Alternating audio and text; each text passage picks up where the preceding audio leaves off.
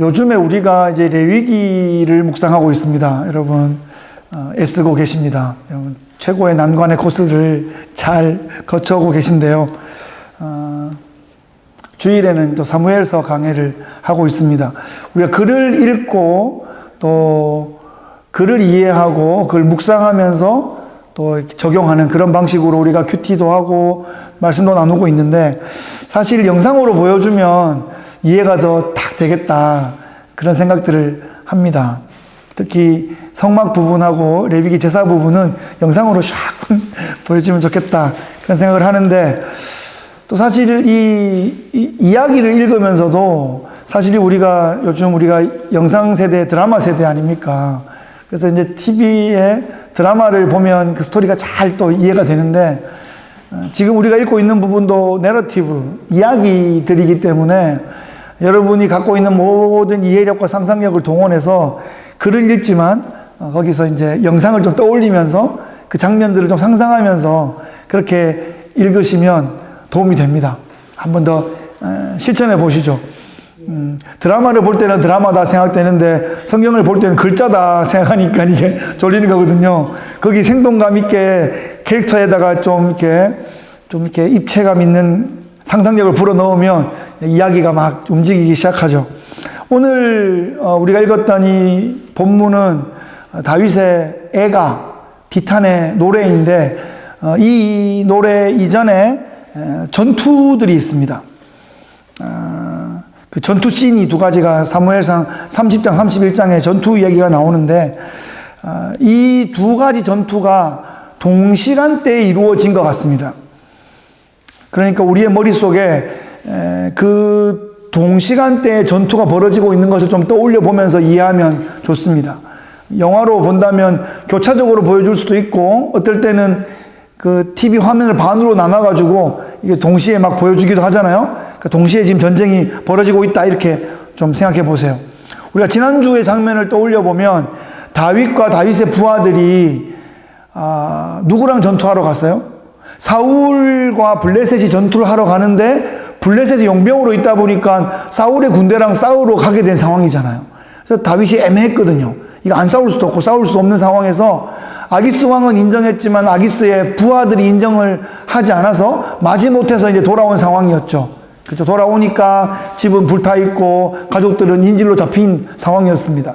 그래서 뭐 놀랄 겨를도 없이 추적을 해서 그 아말렉 군대를 섬멸을 했습니다.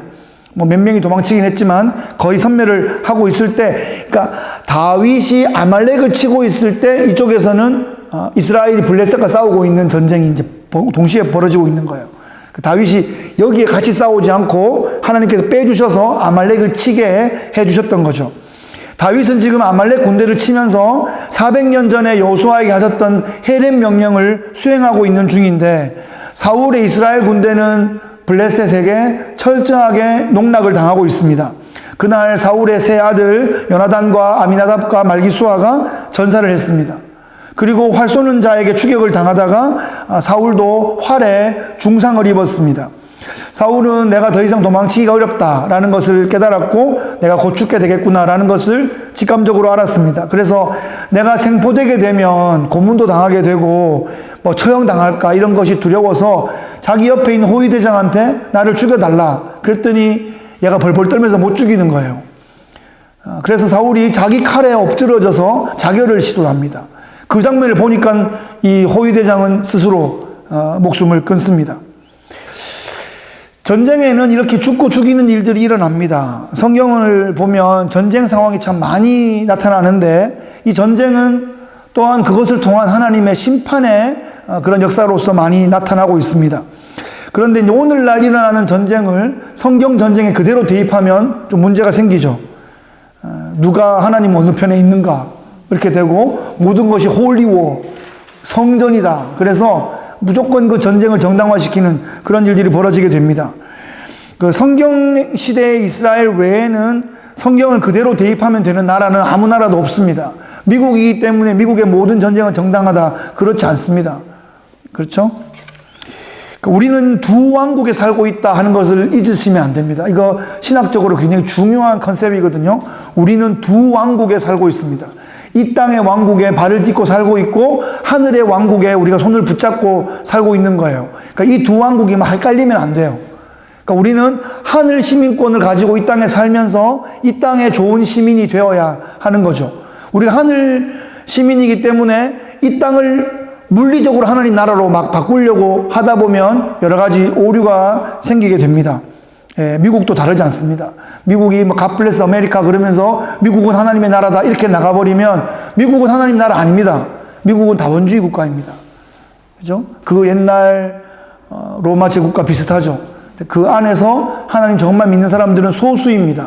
그 소수의 사람들이 하나님의 영감과 하나님의 그 성품을 가지고 그 시대를 섬겨나가는 그런 방식이고, 역사의 마지막이 되면 이 모든 것을 예수님이 종결해 주시고 완성하시는 그것이 하나님 나라의 언약의 그림입니다.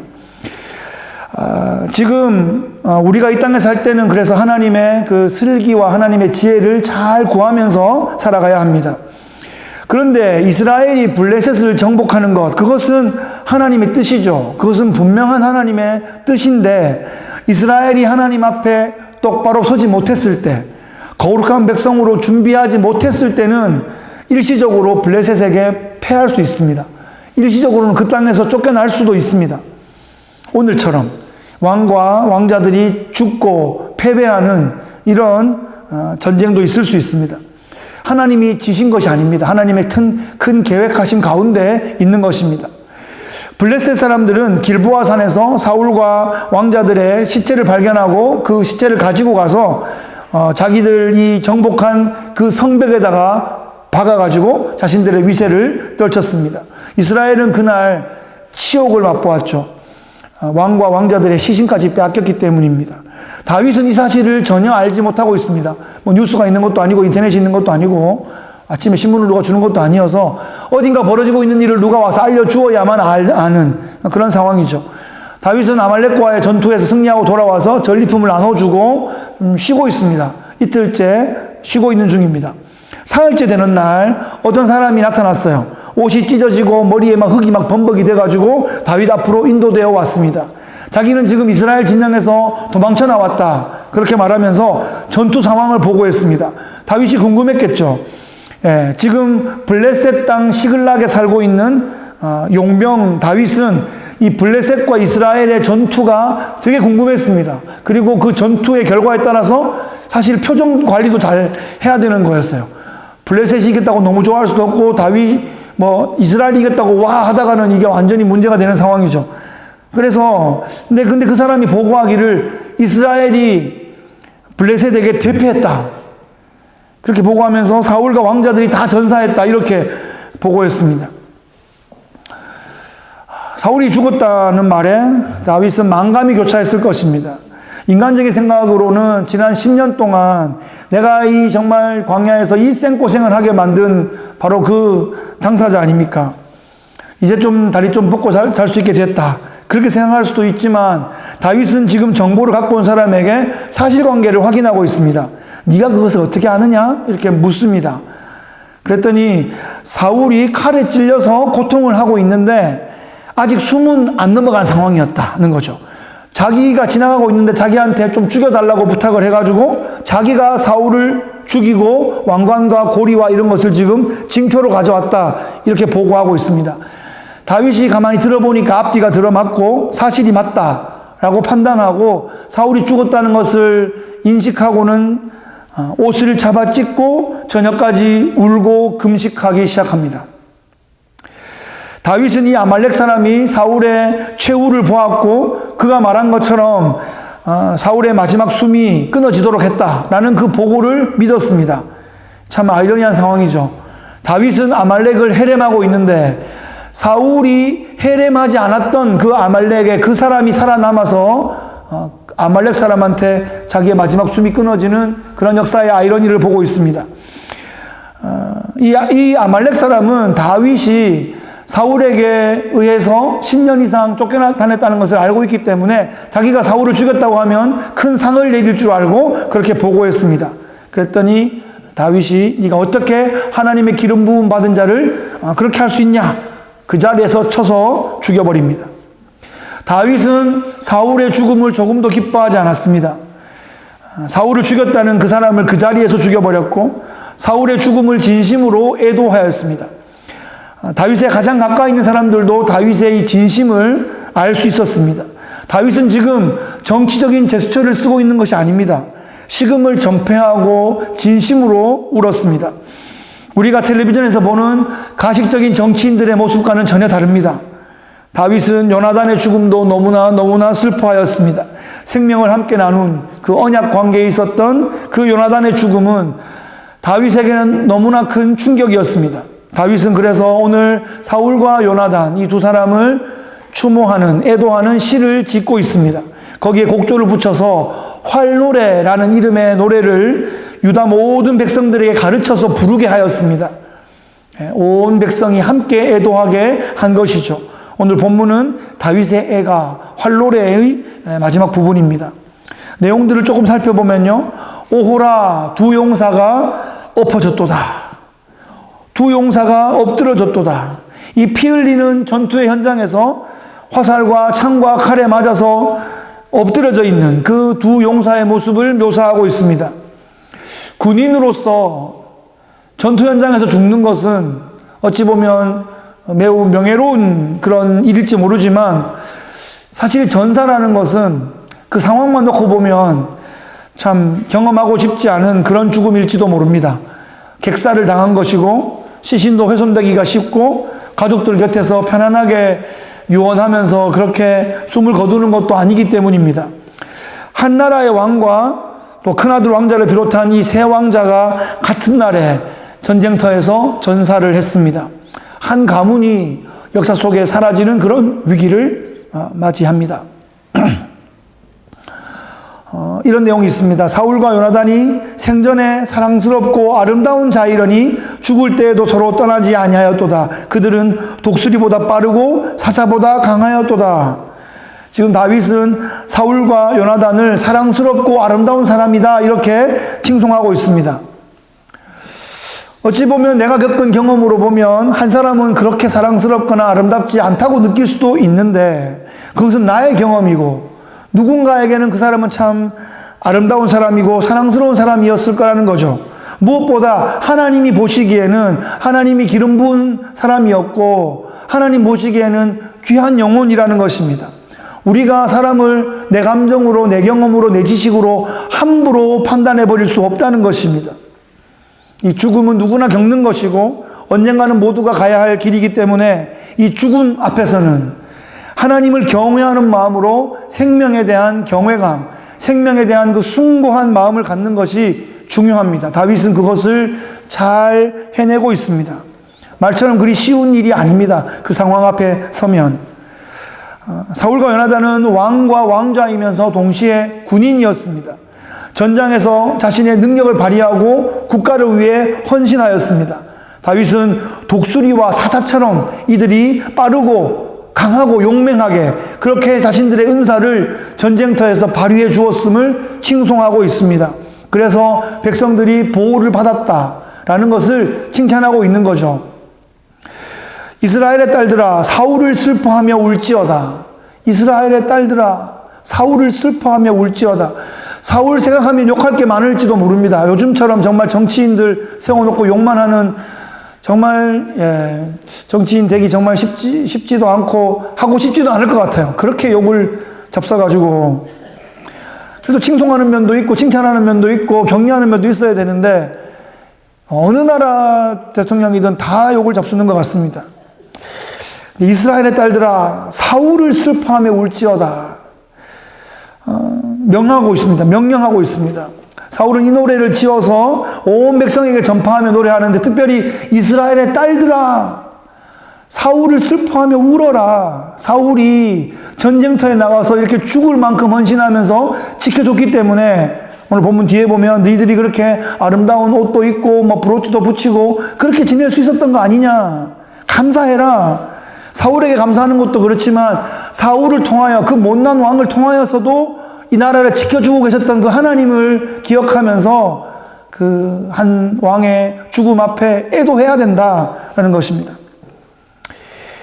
골리앗을 죽였을 때는 막 기뻤는데 사울이 죽었다고도 기뻐하고 그래야 되냐 이 말이죠. 예. 정확한 하나님의 대적이 죽었을 때는 그 하나님의 승리이기 때문에 환호할 수 있는데, 사울이 죽었을 때는 그 사람의 연약함도 있고 실수도 있고 또 잘못한 것도 있지만 사울의 죽음 앞에서는 함께 슬퍼해 줄 수 있어야 된다, 이렇게 말하고 있습니다. 내 형 요나단이여, 내가 그대를 애통함은 그대가 내게 심히 아름다움이라. 그대가 나를 사랑함이 기하여 여인의 사랑보다 더하였도다. 요나단에 대해서는 조금 더 길게 쓰고 있습니다. 요나단은 다윗에게 참으로 특별한 사람이었기 때문입니다. 이 요나단이 다윗을 사랑하는 마음이 여인의 사랑보다 더 깊었다, 이렇게 표현하고 있습니다.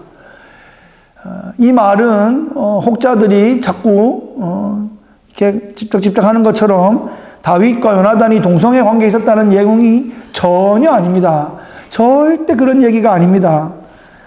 예, 정말 제가 무슨 얘기를 하고 싶지만 방송이 나오기 때문에 안 하겠습니다만 정말 그렇습니다. 자기가 보는 대로 보이는 거예요. 생각하는 대로 자기가 보여서 그렇습니다. 이것은 정말 숭고한 헌신적인 우정입니다.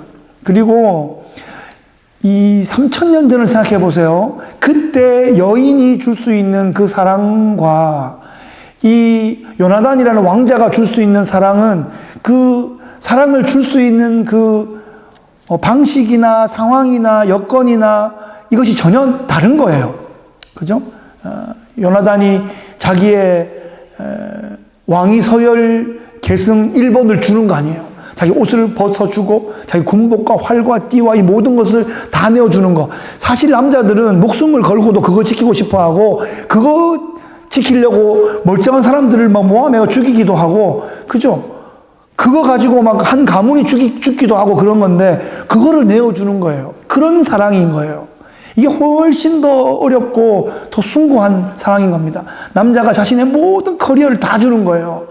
가만히 있으면 그 나라의 왕이 될 수 있는 커리어를 준단 말이에요.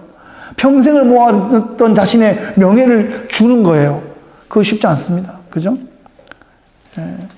그래서 내 형 요나단이여 라고 부를 때 참 찡한 마음이 들었습니다. 사실 손이 처남이기도 하니까 저도 제 아내 때문에 세 분의 형님이 생겼습니다만은, 그래서 제가 맞이여가지고 형님 소리 이렇게 해보지도 못하고 막 그렇게 지내다가 형님 그러니까 좋습니다. 그런데 소리 처남이기도 하죠. 그리고 실제로도 형처럼 다윗을 그렇게 아낌없이 챙겨주었습니다. 이런 아름다운 우정의 관계가 참 그립습니다. 네, 다윗과 요나단이라는 관계가 그립고, 다윗이 참 다윗이 좋았다 생각하면 할수록 요나단이 너무너무 귀했다는 생각이 듭니다. 내가 이 땅을 떠날 때 참으로 나를 위해서 목 놓아 울어줄 친구가 있는가, 그런 생각을 해보았고요. 제 멘토이신 송기론 목사님이 얼마 전에 페이스북에 올린 글을 보니까 인생에 대해서 내가 나의 장례식이 있을 때 내 관을 운구해 줄 4명의 친구가 있는가, 뭐 이런 글도 있었습니다. 그 4명의 친구가 있으면 성공한 인생이다, 그런 말씀도 하셨고요. 이 다윗에게 있어 사울과 요나단이라는 존재가 어땠는지 조금 더 한번 살펴보겠습니다. 이 활노래를 온 백성들에게 부르게 했습니다. 사울과 요나단의 죽음을 온 백성들이 함께 애통하도록 한 것입니다. 성경에는 이렇게 시편에만 시가 모여 있는 것이 아니라 이야기가 진행되다가 이렇게 시들이 나오기도 합니다.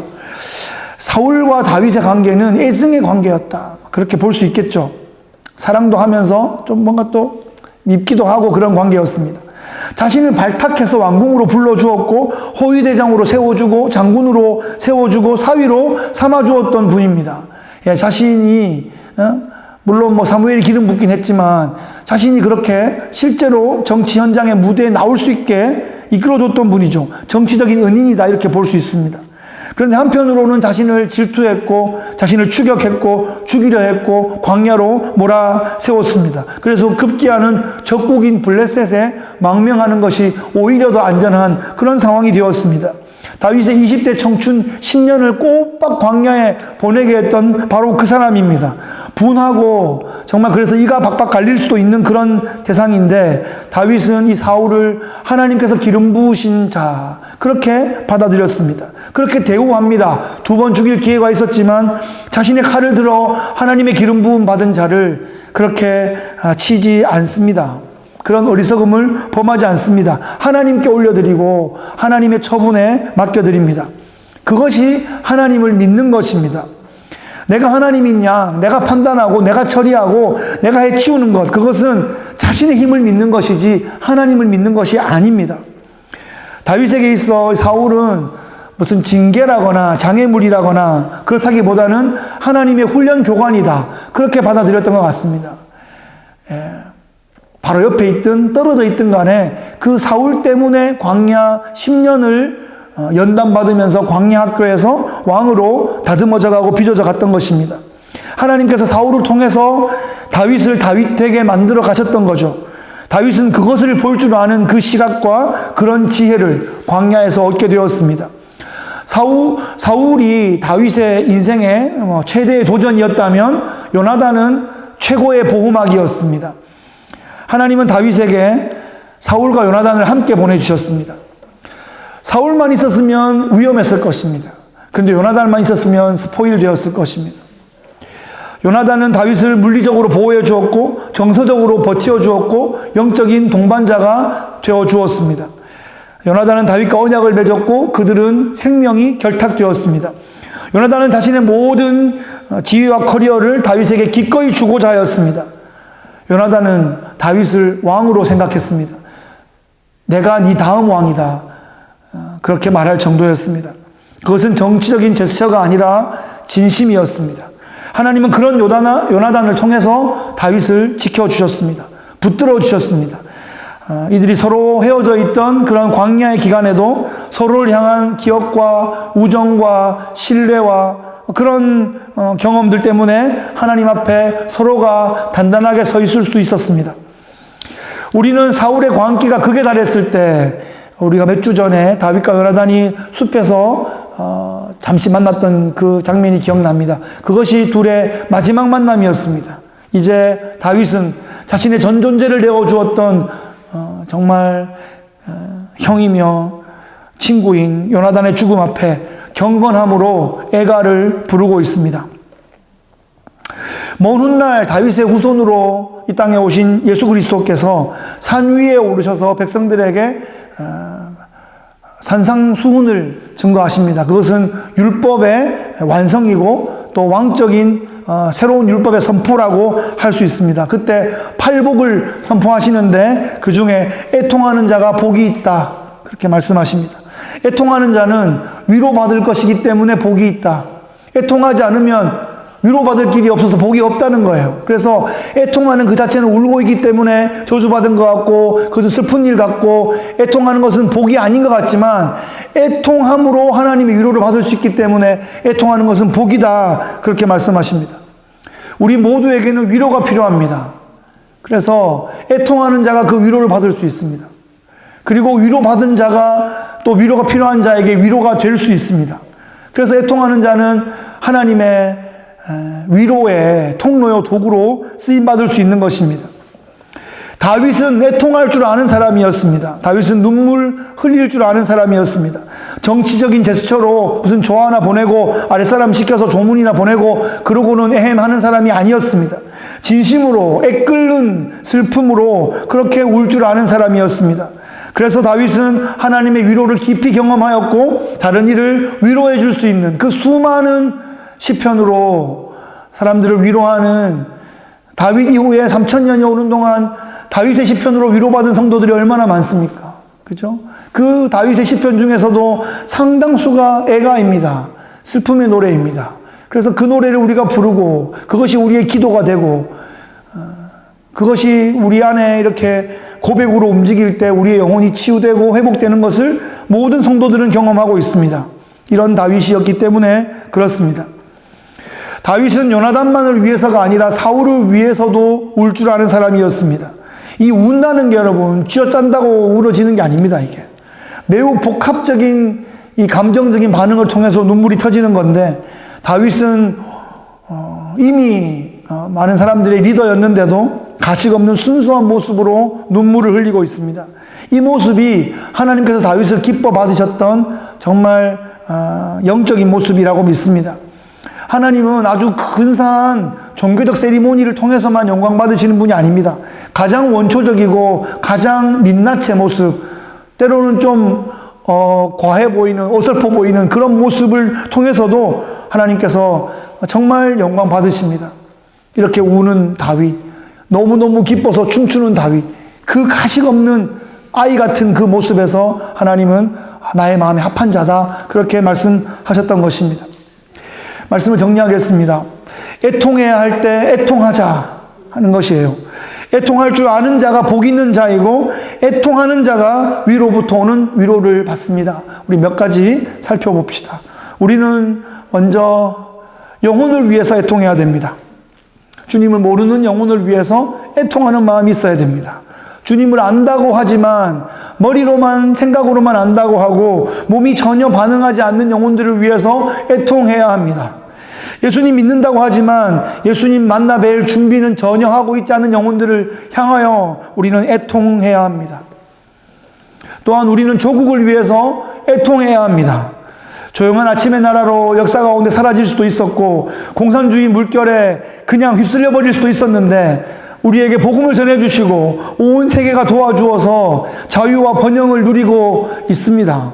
그런데 정말 곳곳에 이 사회를 전복하려는 그런 바이러스가 곳곳에 스며들어서 사회를 좀먹고 자유를 빼앗고 무너뜨리려 하는 이런 위기 상황 가운데 우리가 조국을 위해서 애통하며 기도할 줄 알아야 합니다. 그리고 나의 신앙과 나의 사명을 위해서 애통해야 합니다. 하루하루가 참 빠릅니다. 한 주 한 주가 정말 유수와 같습니다. 네. 쏜 살과 같습니다. 정말 하나님의 영광 앞에 우리가 빛의 자녀로 서야 하고, 또 우리가 우리를 세워주신 그곳에서 거룩의 능력, 그 짠맛의 그 사명을 잘 감당해야 하는데 하는 그 애절한 마음을 가져야 합니다. 애절한 마음이 있으면 눈빛부터가 다릅니다. 여러분, TV에서 이렇게 스포츠 장면들을 이렇게 보면 뭐 투기 종목 격투하는 것도 있고, 또 꼭 격투가 아니어도 뭐 축구 같은 것도 사실은 공을 가지고 있지만 거의 뭐 격투 같습니다만, 그렇게 딱 볼 때 카메라가 쫙 돌아갈 때 그 사람들 표정을 보여줄 때 그 표정, 그 입술, 그 눈빛 이런 걸 보면 저 팀이 이기겠다 이런 느낌이 막 좀 들 때가 있어요. 왜냐면 결연한 의지로 눈빛부터가 다르면 뭐 실력이 비등비등할 때는 그 기가 막 이겨내는 거예요. 막 하나님도 막 도와주시는 것 같고, 그들의 뭐 엄청난 포텐셜이 뭐 터지는 것 같고 그래요. 근데 눈이 해벌쩍 풀려가지고 뭐 아이고 이거 마치고 뭐 먹을까 뭐 이런 생각하고 싸우고 있으면 되겠습니까? 예? 요거 마치고 빨리 공기 좀 차고 휴가 가야지 막 그런 생각하고 있으면 안 되고, 이 태극마크 또는 그 국가 대표라는 그 명예와 그 부담감 때문에 정말 이기고 싶어하는, 정말 이 응원에 부응하고 싶어하는 그 눈빛, 또 그 주장이면 주장 완장의 그 무게, 이런 것이 정말 그 사람을 남다르게 하는 거죠. 그 순간을 정말 다른 순간으로 만들어 버리는 것입니다. 우리는 다 사실 선수예요, 선수. 이 땅에 하나님께서 보내주신 하늘나라 선수들입니다. 그래서 그 간절함이 필요합니다. 그 간절한 눈빛, 나에게 주신 이 사명, 여러분 몇십 년 더 뛸 것 같아요? 우리에게 주신 이 필드에 주님 앞에 설 때까지 뛰다가 가야 되는데, 이 무대를 내가 어떤 모습으로 뛸까? 어떤 눈빛으로 뛸까? 여러분, 지금 먼저 간 하늘의 선배들은 우리를 보고 응원하고 있다. 그게 히브리 12장에 나오는 얘기잖아요.